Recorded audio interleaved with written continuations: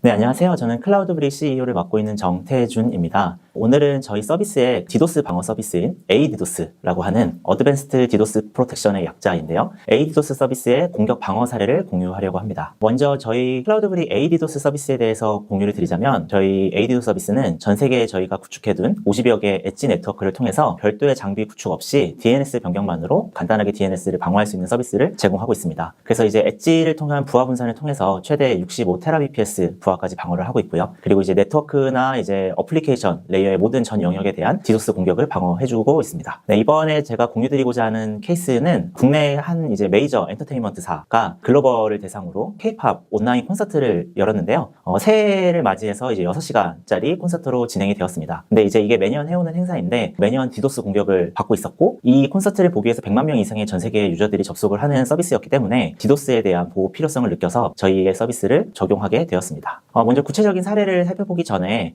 디도스 공격의 분류와 영향 범위를 좀 말씀드리고자 하는데요. 디도스 공격은 네트워크를 타겟으로 하는 공격이 어느 정도 정통적인 방식의 디도스 공격 방식이라고 할 수 있고 애플리케이션을 타겟으로 하는 공격이 최근에 이제 점점점 고도화되면서 유행하고 있는 공격으로 전통적인 네트워크 방식의 디도스 공격보다 좀 더 보호하기가 어려운 공격입니다. 그래서 이제 이 그림을 보시면 좌측부터 중간까지가 이제 네트워크를 타겟으로 한 대용량의 트래픽이나 부정 접속을 늘려서 이제 네트워크의 리소스를 줄여서 그 네트워크를 정지시키는 공격이라고 보시면 되고요. 가장 우측에 있는 애플리케이션 영역의 공격이 정상적인 접속을 통해 HTTP 요청을 늘려서 서버의 리소스를 고갈시키는 공격이라고 보시면 되고 좌측에 있는 공격일수록 트래픽 양은 늘어나고 대신 공격의 정교도는 내려가고 우측으로 갈수록 트래픽 양은 많지 않지만 공격의 정교함은 점점 더 늘어나서 더 방어하기 힘든 공격이라고 이해를 하시면 될 것 같습니다. 그래서 이 앞서 말씀드린 K-팝 온라인 콘서트의 공격에 대한 좀 내역을 살펴보면 먼저 이제 공격이 들어온 지역인데요. 상위 10개의 국가를 살펴보면 인도네시아나 일본, 그리고 타일랜드, 중국 이렇게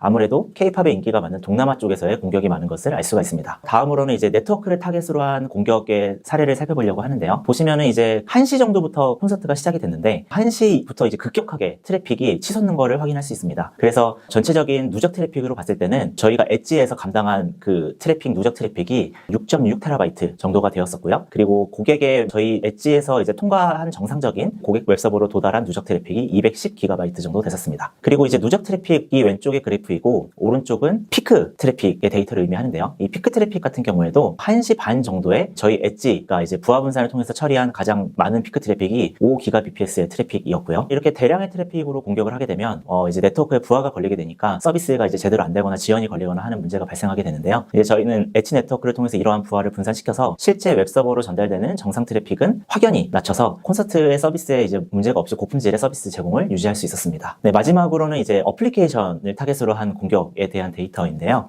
이 어플리케이션을 타겟으로 한 공격 데이터가 좀 재밌는 부분 중에 하나가 왼쪽이 이제 실제 전체 리퀘스트와 공격 리퀘스트의 비중인데 저희가 실제로 이제 공격을 탐지하기 위해서 체크한 리퀘스트가 전체 한 3,800만 정도의 HTTP 요청이 있었고요. 이 중에 저희가 디도스 공격이라고 판단해서 막은 공격 트래픽이 한 680만 정도 됐습니다. 그리고 추가로 애플리케이션 레이어에 특화된 요청 공격이라고 판단한 게 한 340만 정도 리퀘스트 정도가 되었고요. 이 우측의 그래프를 보면 이제 시간별로 요청량을 보여주는데 일반적인 정상 접속, 이제 정상 접속 같은 경우에는 2시에서 3시 사이에가 가장 피크로 요청이 들어왔으면 알 수 있고요. 그 다음에 이제 공격과 관련된 디도스 L7 요청이라든지 일반적인 디도스 요청 같은 경우에는 4시에서 5시 사이가 가장 많았음을 확인할 수 있습니다. 근데 이제 앞에서 네트워크 공격의 경우에는 1시에서 2시 사이가 가장 피크를 치면서 공격이 많았었는데 어플리케이션 공격의 경우에는 1시에서 2시를 지나서 4시에서 5시 사이에 공격이 늘어나면서 저희가 차단하는 양이 늘어나는 걸 볼 수 있는데요. 이것은 이제 초반에는 단순한 공격이 네트워크 공격으로 시작을 했는데 이 공격이 막히니까 한 4시에서 5시 정도에 이제 어플리케이션을 타겟으로 한 공격을 다시 시도한 것으로 보여지고요. 저희 같은 경우에는 이런 네트워크 공격뿐만이 아니라 어플리케이션을 타겟으로 한 HTTP 요청 같은 경우에도 차단을 통해서 이제 콘서트의 품질에 전혀 문제가 없이 서비스를 정상적으로 잘 제공할 수가 있었습니다.